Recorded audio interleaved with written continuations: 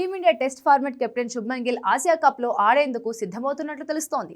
ఇటీవల ముగిసిన England test series లో భారత్ 2-2తో సిరీస్ ను సమం చేయడంలో జట్టును సమర్థంగా నడిపించాడు. యువ జట్టును సక్సెస్ఫుల్ గా లీడ్ చేయడంలో మంచి మార్కులే కొట్టేశాడు గిల్.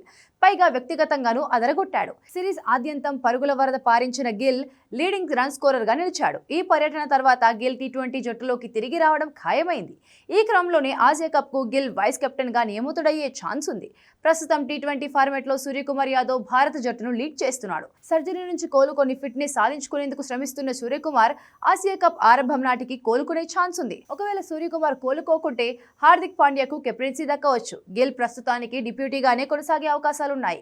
గిల్ టీ20 జట్టులోకి రానున్న నేపథ్యంలో అతడి బ్యాటింగ్ పొజిషన్ పై సస్పెన్స్ నెలకొంది. ఓపెనర్ గా వస్తాడా లేక వన్ డౌన్ లో ఆడిస్తారా అనేది చూడాలి. ఎందుకంటే గత కొంతకాలంగా అభిషేక్ శర్మ, సంజు శాంసన్ టీ20లో ఓపెనర్లుగా రాణిస్తున్నారు. వీరిని డిస్టర్బ్ చేసే పరిస్థితులు కనిపించడం లేదు. ఎందుకంటే వచ్చే ఏడాది జరిగే టీ20 ప్రపంచ కప్ కు జట్టును ఇప్పటి నుంచే రెడీ చేయాలని గంభీర్ ప్లాన్ చేస్తున్నాడు. దీని ప్రకారం చూస్తే గిల్ వన్ డౌన్ లో ఆడొచ్చు.